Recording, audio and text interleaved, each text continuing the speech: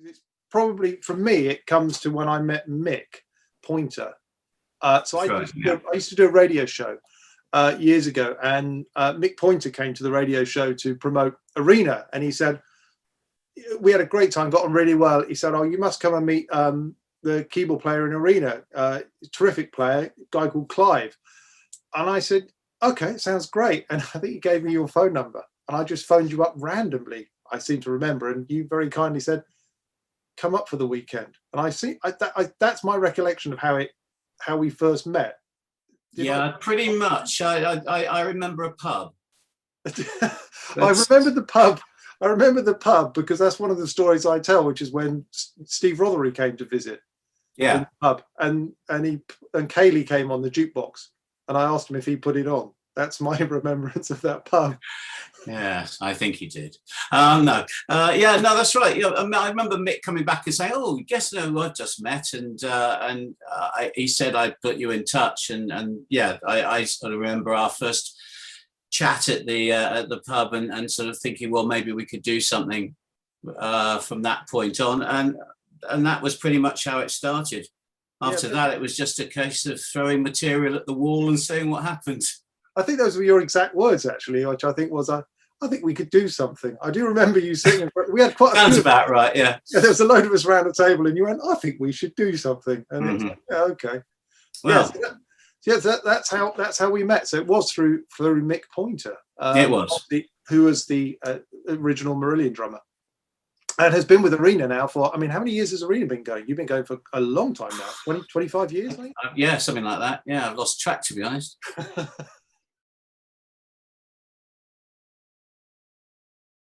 I mean, Clive did say, actually, that we should do this live at some point. I think that would be a good thing. Well, it wouldn't. I have to say, the material that we've put together for that third album, the bits and pieces of the in the package, the stuff that started off being potentially Frankenstein, I still think would make a great album. Just saying. Just saying. So maybe he's got some money. Yeah, that's it. Yeah. But we have talked about doing it live, because I played a few of the pieces live with my band, and I think you and Nick did a few of the pieces as well, and your musical troupe have done a couple of the pieces at some point. Yeah, we do, and I play a couple of them when I do like house gigs and things like that. Yeah, and I used to do I used to do quite a few. I think I remember my guitarist really enjoying when we played Dangerous World and having to do Peter's long, whatever it is, 64 bar solo. Used to get great pleasure out of that. But maybe we should do something live at some point when this whole lockdown and the world changing suddenly gets back to an element of normality, where we know what a live show is actually going to look like. That'll be a challenge. Yeah, it will be. But trouble is, there's 3 albums now to play from. We'd have to do 2 different shows. Those plans. Yeah. Well, I'm sure that, punters, they like a long show, don't they? Prog punters definitely do. Definitely do.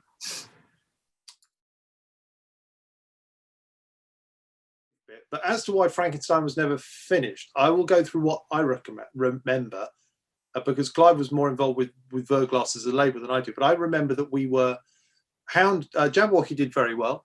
Hound did very well. But as they're such big productions, they're not the cheapest projects in the world to do. So I think it just basically came down to a funding where the record company just didn't have enough funds to allow us to actually go and do it. So we sort of, as always with a project, you get excited, you start writing. And then when you actually get to the point of actually starting to put those arrangements into the studio and actually start finessing things, that's when the money sort of has to kick in. And I think at that point we sort of had a conversation, and you said that they're just within the label, there wasn't the funds for us to be able to do it the way we wanted to do it. I think it's fair. Yeah, I mean, Verglass is a small label. It was set up primarily to support Arena because we didn't have a record deal with a major company or something like that. So we just did it ourselves. And ultimately, we got to the situation where, there was barely enough budget to do our own, just to do Arena, and then to try and do other things outside of that. And we tried to find other support, like other people kind of getting involved in the financial side, because it would have been a good project to do. And but unfortunately at the time it wasn't possible. We just didn't have the money. And yeah, it's an expensive thing. So unfortunately it just got put on ice after we sort of started writing. and hence, well, now we've got some evidence of it. Yeah, there's some proof that all that time we said, yeah, we've started. There's proof. Yeah, it wasn't just spent down the pub. No. I know exactly the one we were going to do. Because we initially weren't going to do Frankenstein. Do you remember we worked for a while on the idea of doing the Time Machine? We did, yes, the Time Machine. And then we remembered that Dad had done a version of it.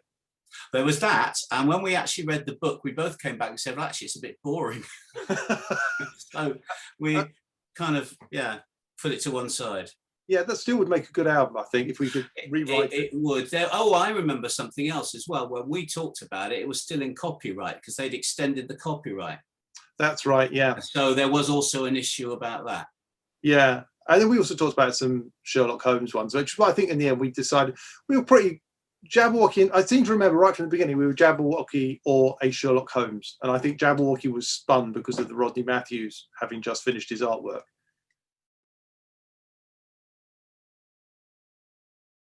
As you might notice when you opened up the box set that the Jabberwocky picture is now the right way round. I hadn't got that far. Hang on a minute. Let's have a look. When it was printed when we got sent the poster, we assumed that was the way round it was supposed to be, and so we did the album cover that way round. And then when I spoke to Rodney about it, he said, "Could you put it the right way round?" I said, "But it was the right way round. It was the way the side of the poster was done." And he went, "Oh yeah, they printed the poster wrong." So his one request for this box: really? Could we put the picture the right way round? Hey, we got ourselves a collector's item. If you got the original Jabberwocky, you got yourselves a collector's item. Then there was even more. Do you remember the very first pressing? The first 500, I think, had some white pages in without actually some of the backgrounds on. Oh, I missed out on that one, I think. There's a couple of little very rare ones around. There's a very rare Hound of the Baskervilles as well, which is just a silver disc, which was the promotional ones. Yes. I think I might have one of those. We collaborate. We collaborate. I think we agreed quite early on that we were just going to bring our best stuff to the table, and some pieces I'd have quite a clear idea of what a bit would do, and other bits Clive would have a complete song, or I'd have a complete song. And sometimes I'd go away and I'd come back and Clive would say, that bit that you did there was really good, but I think it works better in the middle of this song. There was a lot of that sort of stuff. In fact, on both albums, I think it was pretty. It was what you'd expect it to be. I think when you collaborate, you agree on certain principles by which you work. But I think that the material on both albums represents us both very well, to be honest. Yeah, and I think somebody said actually about it was unusual to see keyboard players collaborating, and you sort of think there's so many bands out there where you've got two guitarists, and people are quite comfortable with the idea of having two guitarists playing a lot of music. But I think for Clive and I, we both have a certain flair and the way that we play, but we also have styles as well, in the same way a guitarist has a style. And I think we complement each other's playing. The bits that we each bring to each other's pieces of music help the music develop. And I think at the end of the day, neither one of us approached any of these projects with it as a sort of showcase. It was all about the songs and the concept, getting the idea of the story across, which is, I think, what was excited us most about it. It wasn't otherwise we would have just done an album of instrumentals with keyboard shredding, which wasn't I think it was on the table. I don't think we ever talked about that. No, as such. Now we both wrote, we both soloed, we both arranged, we both wrote lyrics. It's a fairly pretty good collaboration balance, I reckon.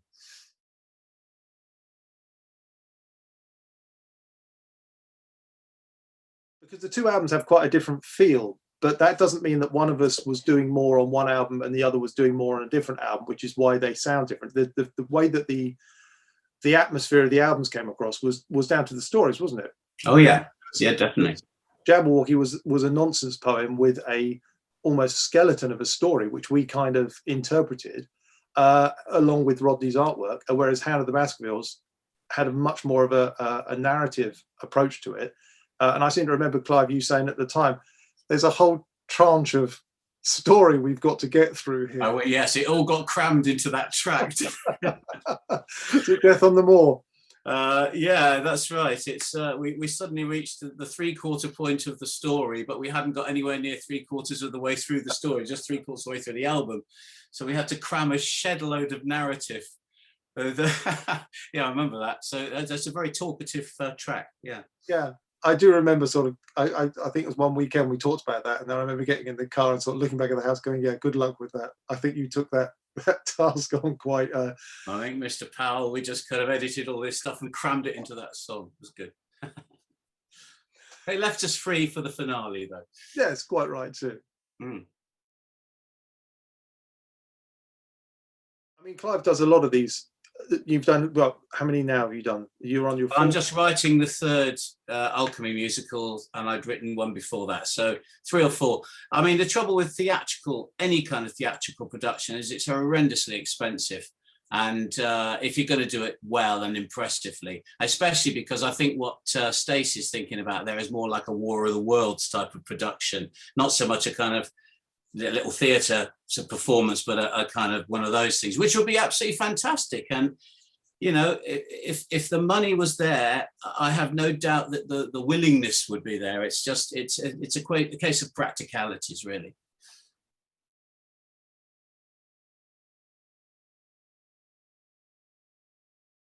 Sort of the story dictates that certain people have got to sing, or a certain gender type has got to sing at a certain point. But I remember when we were working on, I think it was Hound or Jabberwocky, you had a couple of particular people in mind, didn't you, for certain roles? In Jabberwocky, particularly, was James Plumridge. I never really knew much about James, but he was you had him in particular in mind because he had that sort of Shakespearean voice. Yes, yeah, he did that rather well, didn't he? Yes, I think it's but there were some pieces that we sort of, I think when you're writing to a story, you end up you pick a little part of the story, and I don't think you didn't really write, and I don't think Clive did either, but we didn't really write and actually sort of take a chapter and then write that chapter into a song, like, oh, and now I walk down the path, tra la la la la. We didn't do that. We sort of take almost an emotional feel or a character driven feel, and that drove who would sing it. As to who we chose for those parts, that's a different journey for each character, wouldn't you say? Yeah, I mean, I think there was an awareness, like, for example, we knew that Bob Catley was going to be involved. So obviously when you're writing a song and you've got him in mind, you can sort of open up the rock vocal element a little more than perhaps if you were writing for a chorister. So, I mean, basically, there's an awareness of the singer, but some of that stuff we wrote without knowing who the singer was going to be as well. So you have to go for the, yes, exactly, the emotion of the track. And yes, it's in the case of the, particularly the Hound of the Baskervilles, obviously, if it's a female character, then it's a female voice you're looking for. But I think it differed depending on the situation. Yeah.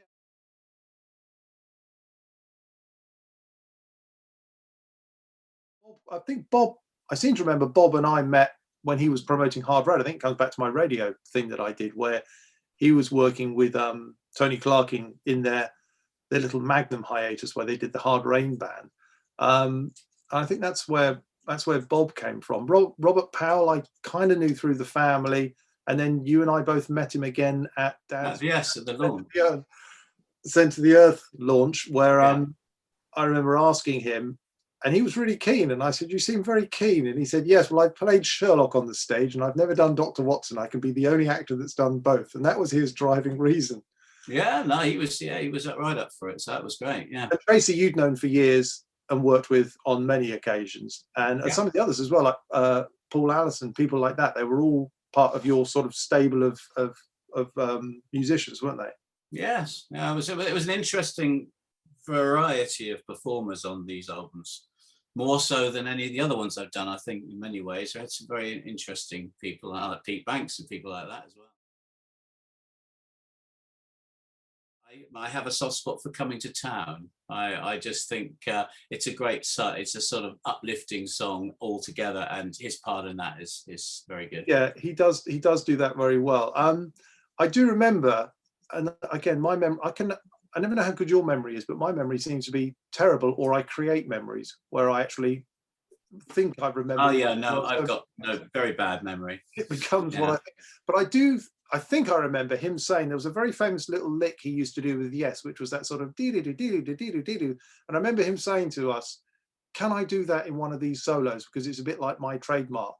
And it fitted perfectly just before it got to your keyboard solo in The Mission, where he did it. He finished off his solo with that dee dee dee dee dee dee dee dee dee, and you get that da da dum da da dum da da dum, and then it goes into that lovely fast solo of yours.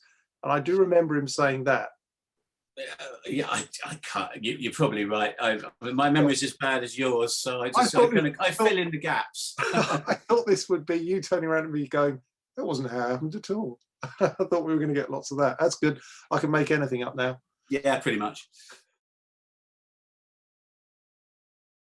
We're talking about what keyboards we used on the Jabberwocky in particular, and I think it was the opening of The Mission, and I seem to remember that distorted guitar sort of sound at the beginning was the stuff you used to use off your JV 2080, the old Roland things. What keyboards were we using around that time? Because I can remember I used to use a T1 and a Korg NS5R and a Roland. Did we write? We didn't put a keyboard list in the. No, credit. we didn't. But you had that lovely Roland thing with all the buttons. That huge, was it J? Oh, right, the JD 8000 or something. It was 800. Yes, I know the one you mean. Yes, that's right. Crikey. That got used a lot, and you had a couple of JV 2080s and 1080s, and you had that lovely sampler with all the lovely orchestral voices on it. Yeah, that was yes, that was the beginning of the sort of use of samplers, I think. That was the S760, wasn't it? The Roland. Yes, it was. Yes. Yeah. Yeah. Now that was a sort of an entry into a whole new world. That was great. Yes. But I think that's right. I think listening back, because when we listened to the remasters, it was quite nice because it wasn't. I don't think the keyboard sounds dated it particularly. It wasn't. I think we managed to avoid that. Do you know when you get a keyboard sound that just you listen to it and you go, "Oh, that's just from 1982," because that's when it was used all the time. I don't think we had that. I think we managed to navigate round that feeling of we've sort of put ourselves into a particular time area here, and I think maybe that's just the variety of stuff that we used. Yeah, so I mean, I think as often with these sort of projects, we went into it in total ignorance and just sailed our way through it in with the absence of understanding of what on earth we were doing, and that way it kind of worked out quite nicely. I think there's a freshness, and I still find that when I listen to this stuff, because obviously having put this together recently, it was a good reason to listen to it again, and it does have a kind of a freshness about it, which I got to say some albums I've been on don't. So I think that's all to its credit, really. You actually got an original Mellotron restored, which was quite a feat 20 years ago. That's right, yes. And did we actually use it on the album? I think we used it on Hound. I think you used it on Hound. I don't think I played it, but I think you played it because you were so pleased to have it. I had it. I might as well. Yeah. Yeah, I think it was on Jabberwocky. It was being repaired. And then by Hound, it had turned up in the studio. I think it still has pride of place in your studio. Well, it was a thing of beauty. Unfortunately, I needed to finance one of those expensive musicals, so I sold it. It's gone. Yeah, sadly. I had a Moog. I sold that as well, all just to finance one production of one of the shows in Cheltenham. And so, yeah, unfortunately, there's the downside of the theatre side. Yeah, downside of it. But yeah, no, I think we there was a lovely atmosphere created by the keyboards on both albums. Actually, I think there was and I think a lot of the lovely orchestral stuff I've always really enjoyed, particularly the stuff that Clive put together on the overture at the beginning of Hound of the Baskervilles. There was that whole section at the end where I remember I came up with that little riff that was supposed to be Dr. Watson to do with his period of time in the army in India. Yeah. Mm-hmm. And then I remember giving it to Clive and saying, "I really like this. We should do something." You said, "Oh, we could work it into the overture somehow." And then you did that wonderful bit of speeding it up with all the cymbals works, where it just basically kept cranking up in speed, and it has that lovely finish to it. Where it goes diddle-diddle-dun-dun, and it finishes on that stab. I just remember thinking that was terrific. It was a lovely end, and then it just jumps into that little harpsichord bit for the Curse of the Baskervilles. I'm remembering more than I ever thought I would remember from it. Just makes me think how difficult it would be to perform live. But anyway.